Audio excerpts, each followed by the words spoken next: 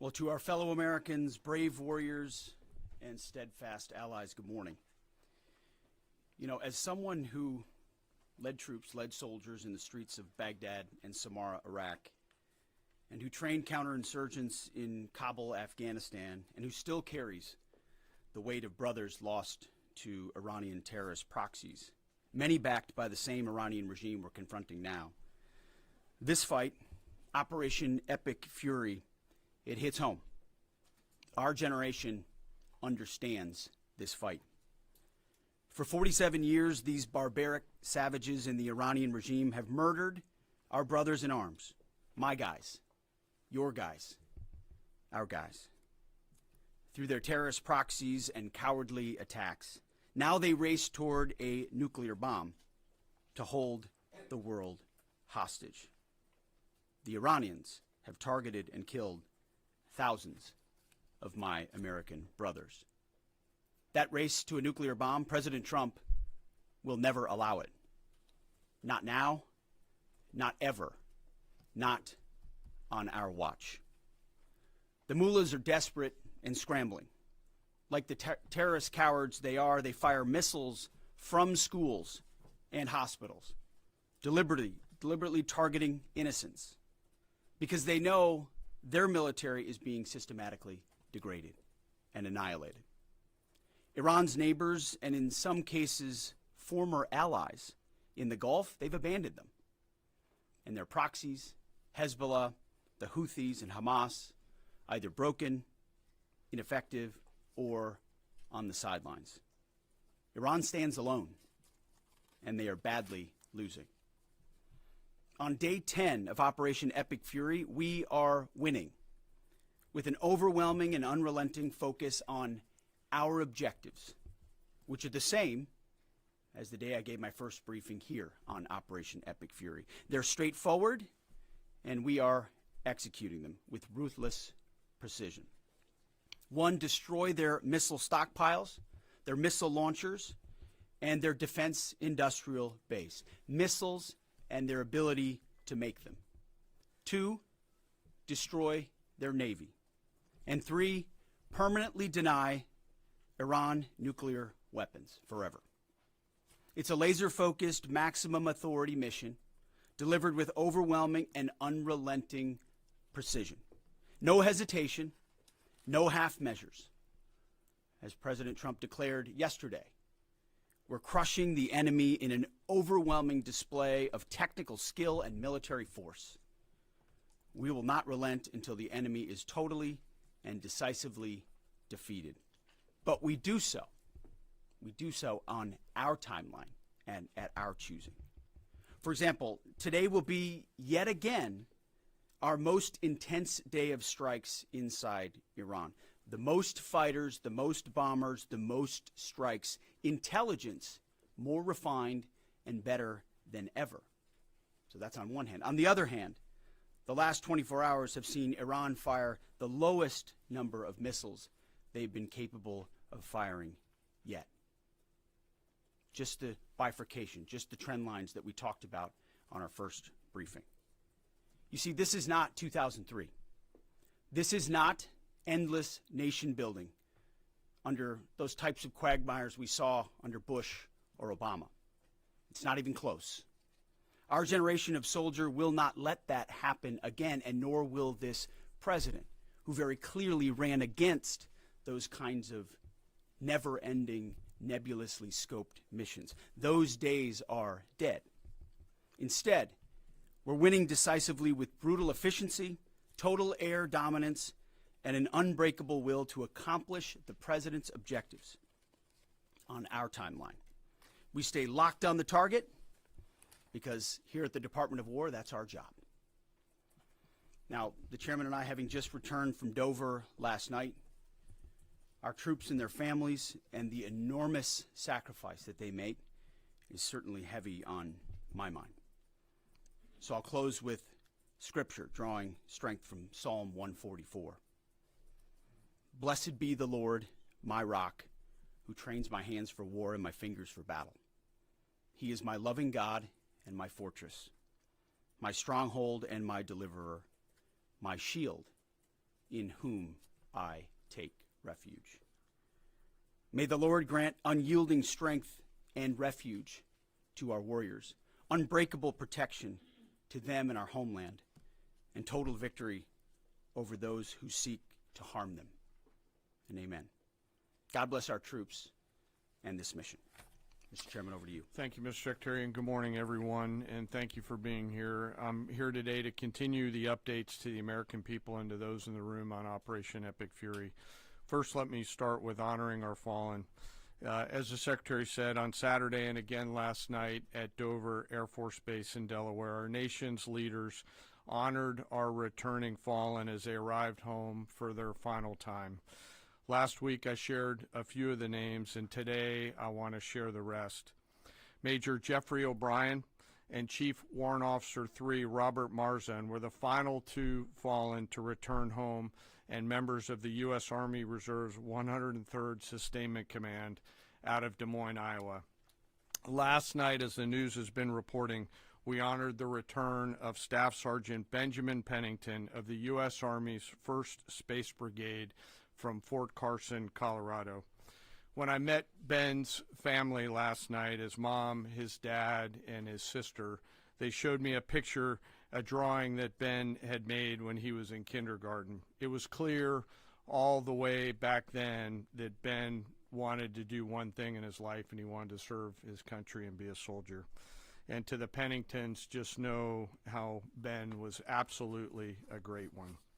And finally, Major Sorfleet Davies, who returned home this weekend after sadly passing away from a medical condition while on duty in Kuwait. We welcome him home as well and mourn with his family.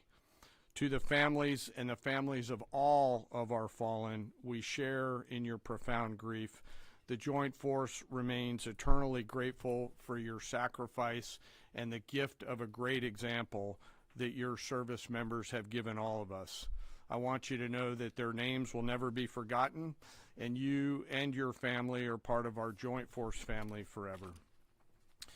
Let me talk a little bit about the progress thus far, acknowledging that Admiral Cooper will likely continue to give updates from CENTCOM. As the Secretary said, we're in the 10th, moving into the 11th day of Operation Epic Fury. The Joint Force remains focused on 3 military objectives: continue to destroy Iranian ballistic missiles and drone capability in order to prevent attacks on the U.S. and others throughout the region. And this means attacking launch sites, command and control nodes, stockpiles before they can threaten our personnel, our facilities, and our partners. Second, we continue to strike the Iranian Navy and their capabilities in order to do things like sustain movement through the Straits of Hormuz. And third, we continue to start working on and going deeper into Iran's military and industrial base in order to prevent the regime from being able to attack Americans, our interests, and our partners for years to come and project power outside their borders. This means servicing production facilities, research and development sites, and infrastructure. Let me turn to the map. We're going to try digital today to prevent laser injury. Since our last update, CENTCOM continues to make progress across the southern flank. To date, they've struck more than 5,000 targets. U.S. Strategic Command bombers recently dropped dozens of 2,000-pound GPS penetrating weapons on deeply buried missile launchers across the southern flank. We also have struck several one-way drone factories to get at the heart of their autonomous capability. And of course, alongside our regional partners along the southern flank, continue to execute intercepts against one-way attack drones using fighters and attack helicopters. Our strikes mean we've made significant progress in reducing the number of missile and drone attacks out of Iran. Ballistic missile attacks continue to trend downward, 90% from where they've started, and one-way attack drones have decreased 83% since the beginning of the operation. A testament to our air defenders and our air defense systems, and as I said, our partners in the region continue to do great work as well. Second, we're making substantial progress towards destroying the Navy. In the first 10 days of the conflict, we're more than 50 Iranian naval ships into the campaign using a combination of artillery, fighters, bombers, and sea-launched missiles. As Admiral Cooper noted last Thursday, we struck and sank an Iranian drone carrier ship, and U.S. CENTCOM continues today to hunt and strike mine-laying vessels and mine storage facilities. This work will continue. Third, against our objectives, we've begun to target Iran's military and industrial complex, again, focusing on centers of gravity to get upstream of the shooters out in the field in order to deny them the ability to continue to generate those one-way attack drones. Let me spend a minute talking about the Joint Force. Across the area of responsibility, this is gritty and tireless work, and I cannot begin to explain how incredibly proud I am of the extraordinary courage, tenacity, and grit and professionalism within the Joint Force. Last time I had a chance to talk about the Army's incredible logisticians who are out there sustaining the fight. Today I want to highlight a few groups of sailors. First, I want to thank the men and women of the Ford Carrier Strike Group and their families, and let all of them know how grateful I am for their leadership and service. The crews on board this strike group have already been endured months at sea only to get their deployment extended.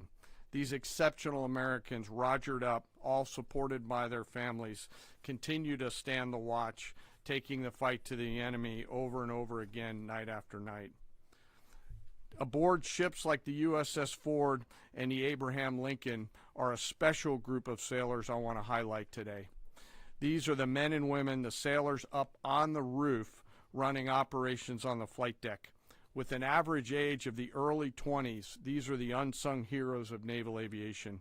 These young sailors, known for wearing yellow shirts, are in charge of the catapults, taxiing jets around on the flight deck, shooting jets off the front end, and recovering jets off the back end. They are literally involved with every single movement on the roof on an aircraft carrier. They are the last ones that a naval aviator sees before getting shot off the front end, and the first one that a naval aviator sees after safely trapping on the back end. And just for a minute, imagine you're standing on that aircraft carrier flight deck. There's 30 knots of wind in your face. The deck is slippery, covered in grease. It's noisy. There are propellers spinning. There's jet blast everywhere. The helicopters are running. Your head is on a swivel, and you're trying to direct a multi-million-dollar fighter into a 1-foot square box so that those naval aviators can be shot off into the black of night to go do America's work.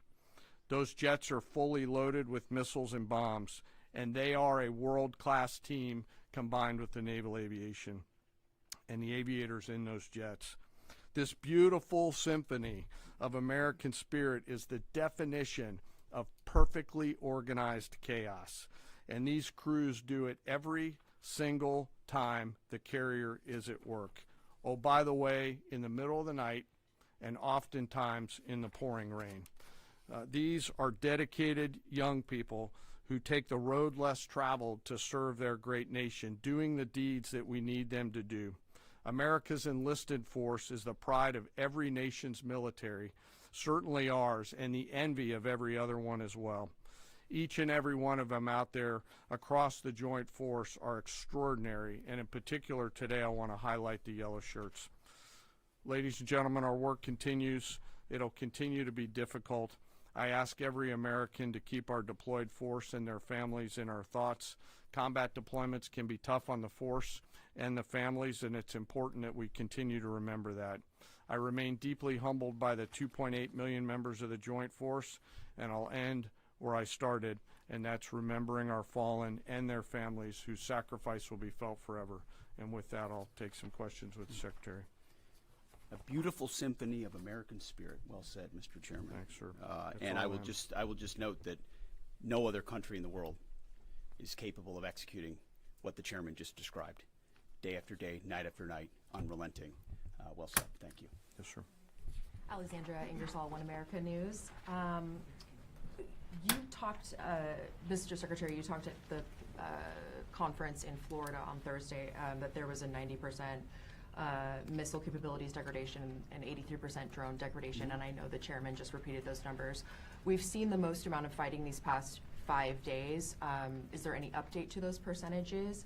And also, are you able to give any quantification of degradation to the enemy's nuclear capabilities yet? What those numbers represent is a persistent low ability to respond, which is what we're looking for, right? It's if the enemy can simply wait and then project power, that's problematic. And we've seen some spurts here or there, but ultimately the trend lines, if you look at the charts that we look at every day, have gone like this down to a flat. It doesn't mean they won't be able to project. It doesn't mean our air defenders still don't have to defend. They do, but that is strong evidence of degradation, along with the battle damage assessment that the Joint Staff does, which takes time. You've got to look at imagery and recognize whether something's been simply degraded or it's been destroyed, or whether an underground facility has been collapsed or completely obliterated. So there's differences in how you evaluate that, but the numbers staying that low is a demonstration of the efficacy for sure. Yeah, Ryan. Thanks, Mr. Secretary. There's been reports that the new leader of Iran has been wounded. Do you know if this is true and what his condition is? And then another one, President Trump said he had a really good call with President Putin yesterday. Will Russia be aiding us in this conflict, and can you share anything on that? Well, the president, as I've said before, maintains strong relationships with world leaders, which creates opportunities and options for us in very dynamic ways. So the president said it was a good call. I was not on it, but those that were said it was a strong call, reaffirming hopefully the opportunity for some peace in Russia, Ukraine, and also a recognition that as it pertains to this conflict, they should not be involved. The first question was? On the new leader of Iran, there's reports that he's been wounded. Oh, the new leader of Iran. He would be wise to heed the words of our president, which is to not pursue nuclear weapons and come out and state as such. As far as his status, that's not something I can comment on right now. Yeah, right here. Great. Mr. Secretary, Eric Schmidt with the New York Times. A question for you first. Last week you talked about this being the beginnings of an air campaign that could last 3 to 8 weeks. Can you give us your assessment on where we are now? And Mr. Chairman, in any conflict, the enemy or the adversary adapts to the tactics it faces. Can you talk about the most challenging adaptation the Iranian military has made to the U.S. military? What challenges are you facing most right now? Thank you. I appreciate the question. Where we are is in a very strong place, giving the President of the United States maximum options. And from the beginning, from this podium, we haven't stated how long it will take. Our will is endless. Ultimately, the President gets to determine the end state of those objectives, right? But what he's said continually, and I want the American people to understand, is this is not endless. It's not protracted. We're not allowing mission creep. The President has set a very specific mission to accomplish. And our job is to unrelentingly deliver that. Now, he gets to control the throttle. He's the one deciding, he's the one elected on behalf of the American people when we're achieving those particular objectives. And so it's not for me to posit whether it's the beginning, the middle, or the end. That's his, and he'll continue to communicate that. What we serve him as is we give him updates on a daily basis of exactly where we are so he can make that determination on the throttle. Mr. Chairman. Thank you for the question on adaptation. As you're right, no plan survives first contact with the enemy or Murphy. They're adapting, as are we. Of course, we have very entrepreneurial warfighters out there. I'd rather not, for operational security reasons, tell them what's working. So I'm going to not answer that question based on that. But we are watching what they're doing, and we are adapting faster than they are. Are they more formidable than you anticipated, General? I mean, I think they're fighting, and I respect that, but I don't think they're more formidable than what we thought. Secretary Hegseth, thank you. Jordan Conrad's from the Gateway Pundit. Axios reported, citing U.S. and Israeli sources, that the U.S. was not happy with strikes on 30 fuel depots in Iran. While this is anonymous sourcing, it seems kind of congruent with what President Trump said yesterday, that there's certain spots they don't want to hit relating to energy infrastructure that would take a long time to rebuild. And whether this reporting is true or not, what's your message to Americans, those who supported the president and those who aren't really in favor of this war and who worry that Israel might be taking advantage of the U.S.'s backing? And then for Mr. Chairman, for you, I wanted to ask, when you say that we're moving inland, what capabilities does Iran have to shoot down jets over their land? And would that trigger some kind of rescue operation that could risk a bigger ground operation? Well, I would just state by saying Israel's been a really strong partner in this effort. Where they have different objectives, they've pursued them. Ultimately, we've stayed focused on ours. But what Iran has felt is the power of the world's two most powerful air forces. In that particular case, those weren't our strikes or that objective, or that wasn't necessarily our objective. But the president has made it clear to those concerns that we're not getting pulled in any direction. We're leading. The president is leading. He's determining where we want to go, what the outcome will be, what the end state is, with a very keen eye. And I understand those concerns because I've heard from a lot of people who I went through 20 years of those wars myself, worried about getting dragged in, worried about mission creep, worried about nation building or democracy expansion. That's never the perspective the president has pursued on this. Just because previous presidents and previous secretaries have decided to just pour more resources and more people in toward some unguided end state doesn't mean that's the way the world needs to look today. In fact, the American people voted for a different approach. But what the president also stated from the beginning was Iran can't have a nuclear weapon. And it's one thing to say it. It's easy to say. Anybody can say that. I mean, Barack Obama said that. But to do something about it takes courage and resolve. But in that courage and in that resolve, you can also be very scoped in what you're trying to execute to ensure that the sacrifice of Americans, American treasure, American lives, all of those properly meet the objective that you're trying to accomplish. And certainly, as someone I talked out front about what the Iranians have done to our generation, yes, we're clear-eyed about it. But my job is to keep it scoped, given the directive of the president to accomplish the mission. Thank you for the question. Most of their higher-end surface-to-air missile systems are not factors at this point in time. We're able to move around fighters that are moving deeper with relative impunity. Always some risk out there. I don't want to say that there isn't, and we'll always maintain and retain capability of doing search and rescue type of things. But I don't want to get into the details. But thank you for the question. Shelley. Thanks, Mr. Secretary. President Trump told our team on the ground early this morning that the thing that has surprised him the most during the course of this operation so far has been the Iranian regime attacking countries that are not attacking them. I'm curious if that surprised you as well. And General, curious if you are open to the possibility of escorting vessels through the Strait of Hormuz, and if you could describe some of the challenges of doing so. Big mistake by the Iranian regime to start targeting its neighbors right away, exposing who they are and what they're all about, indiscriminate targeting, flailing recklessly at the beginning. I can't say that we anticipated necessarily that's exactly how they would react, but we knew it was a possibility. And I think it was a demonstration of the desperation of that regime then and that regime now, that they still think their pathway out is to try to alienate their Arab partners even more, who've instead decided to come to us and have been willing to go on the offense, have been giving us access, spacing, and overflight in a new partnership that will continue to remake the region the way that President Trump did with the Abraham Accords. So you're pushing those countries in our direction to support this effort, further alienating Iran. And I think it's worth underscoring. I see in the media banners that say, war expanding or war spread. It's actually the opposite. It's actually quite contained, and more of those countries are coming on side, recognizing that you can't live under a conventional umbrella with nuclear ambitions with a radical regime like that. Again, properly scoping the objectives in the process. And then you want to talk about the Strait? Sure. On the potential, if tasked to escort, we'll look at the range of options to set the military conditions to be able to do that. And then, like we always do with every potential mission, come to the Secretary and the President with both what are the resources required, what is the command and control required, and what are the risks, and how do we mitigate those risks. So we're looking at a range of options there, and we'll figure out how to solve problems as they come to us.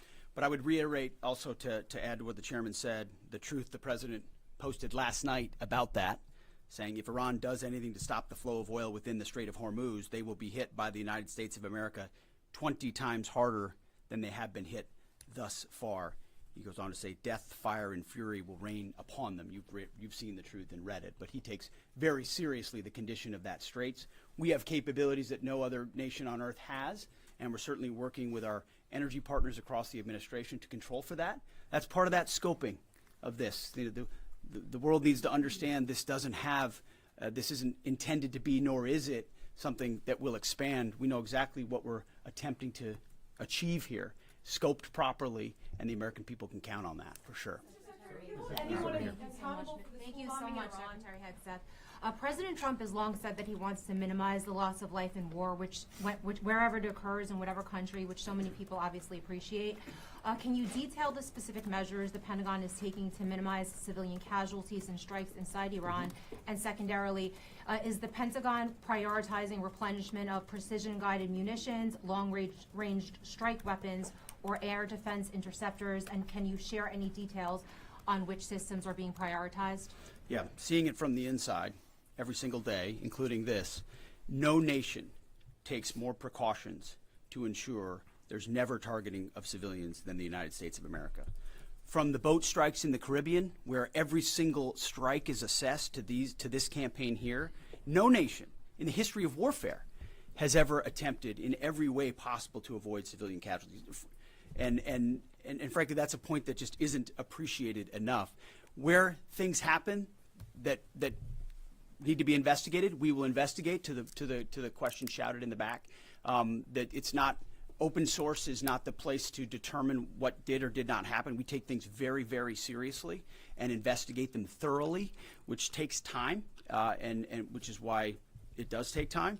But ultimately, unlike Iran, who targets civilians indiscriminately, who we've seen in the intel moving rocket launchers into civilian neighborhoods, near schools, near hospitals, to try to prevent our ability to strike. That's how they operate. And then they set the targeting of drones and missiles toward civilian targets, hospitals, hotels, airports.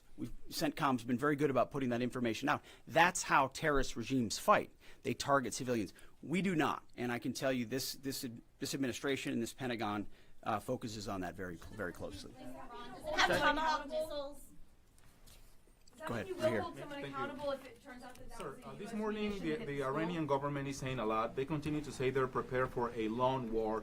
If that's the case, what could you tell the American people as far as the steps the Department of War is taking to make sure our troops have the protection and the resources they need as the mission continues?